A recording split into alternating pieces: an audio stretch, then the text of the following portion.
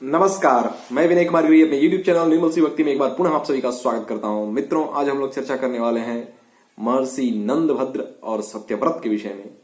कौन थे ये लोग, क्या है इनकी कथा, इसी बात को हम लोग इस वीडियो में जानेंगे। यही आज हमारी चर्चा का विषय है। लेकिन जो लोग चैनल पर नए हैं, चैनल को पहले सब्सक्राइब कर लें और बेल आइकन को प्रेस कर लें, ताकि जो भी वीडियो मैं अपलोड करूँ उसका नोटिफिकेशन सबसे पहले आप तक पहुंचे। तो आइए वीडियो को शुरू करते हैं।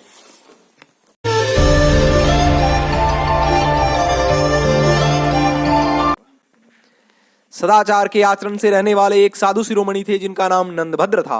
उनके आचरण से देवता भी प्रसन्न रहते थे। उसी स्थान में एक शूद्र भी रहता था जो नंदभद्र का पड़ोसी था। उसका नाम तो सत्यव्रत था, किंतु वह बड़ा भारी नास्तिक और दुराचारी था।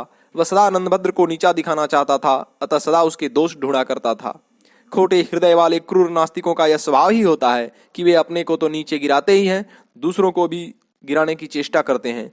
धार्मिक वृत्ति से रहने वाले बुद्धिमान नंदभद्र को वृद्धावस्था में बड़े कष्ट से एक पुत्र हुआ, किंतु वह चल बसा।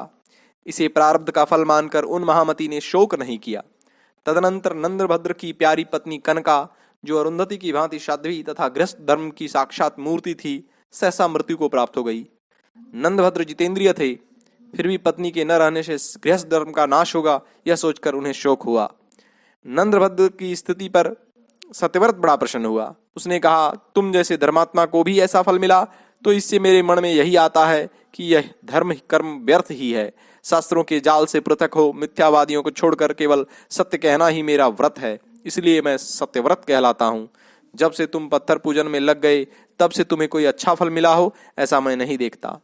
तुम्हारा तो एक ही पुत्र था, वह भी नष्ट हो गया। पतिव्रता पत्नी थी, सो भी संसार से चल बसी।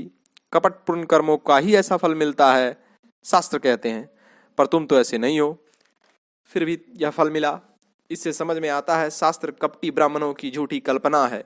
वास्तव में यह जगत सत्य है और यहाँ जो भी होता है वह सब स्वभाव से होता है। इसके पीछे ना कोई कारण है और न इसे चलाने वाला कोई परमात्मा है। यह सब सुन बिना विचलित हुए नंदभद्र जी ने कहा, सत्यव्रत, तुमने कहा धर्मनिष्ठ लोगों पर ही दुख आता है, तो सुनो, यह असत्य है। मैंने तो पापी पुरुषों पर भी दुख आते देखे हैं। इसी को तो संसार बंधन कहते हैं। अतः मेरे मत में धर्म ही श्रेष्ठ है। प्रतिदिन साधु पुरुषों का संग करना धर्म का कारण है।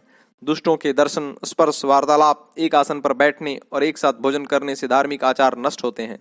मध्यम श्रेणी के पुरुषों का संग बुद्धि को मध्यम स्थिति प्राप्त कराती है और श्रेष्ठ पुरुषों के साथ से बुद्धि श्रेष्ठ हो जाती है। वेद, स्मृतियां तथा धर्मयुक्त वचन प्रमाण माने जाते हैं, परंतु तुम्हारी दृष्टि में ये तीनों ही प्रमाण नहीं है। अतः तुम्हारी वचन को कौन प्रमाण मानेगा? ऐसा कह नंदभद्र वहां से चल पड़े।